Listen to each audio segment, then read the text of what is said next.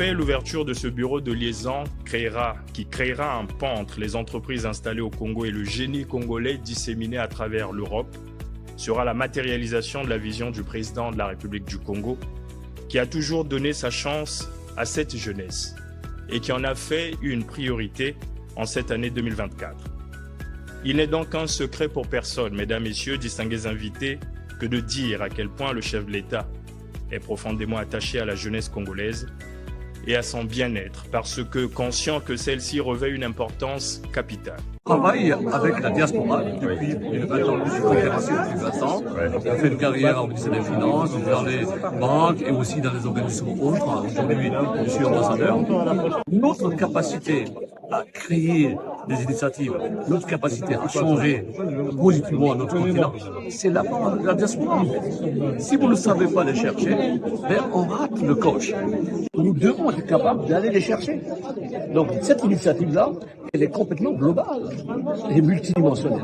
Moi, je salue cette initiative et je pense que finalement, nous allons faire des réflexions ensemble pour que les autres pays s'y intéressent et qu'ils prennent l'initiative avec le Congo. Moi, je dis bravo Congo. À vous entendre, le Congo, pour vous, le premier à se lancer sur cette démarche.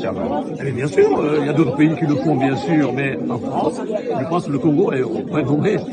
Nous parlons aujourd'hui de l'initiative de 2030.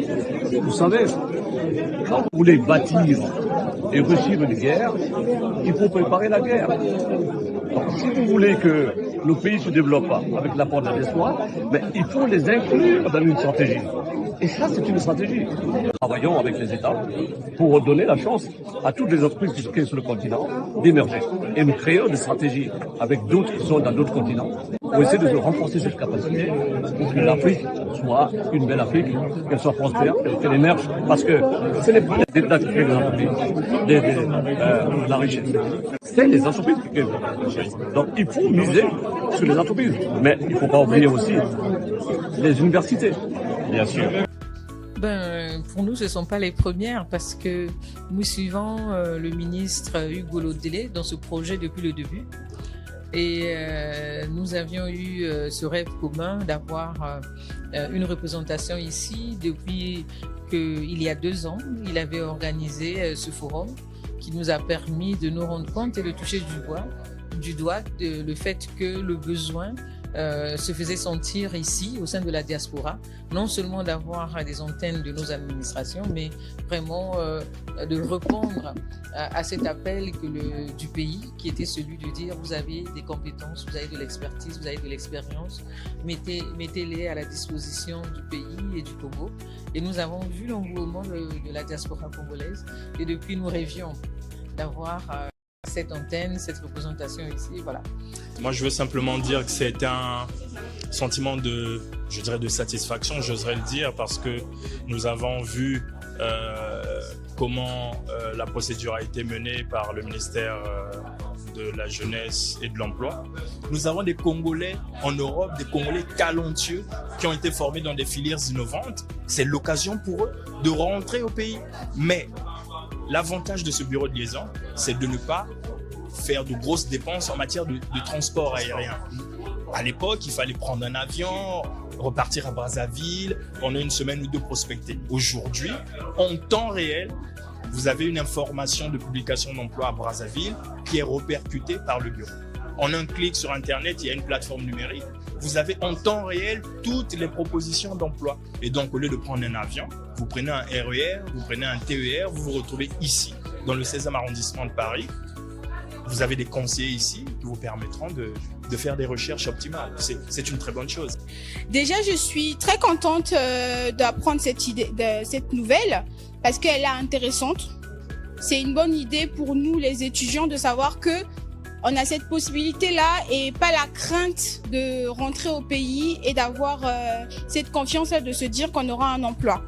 Nous sommes jeunes et on a le souci de réussir. Le gouvernement a mis en place cette perspective. C'est intéressant. Motivons-nous parce que le Congo a besoin de nous.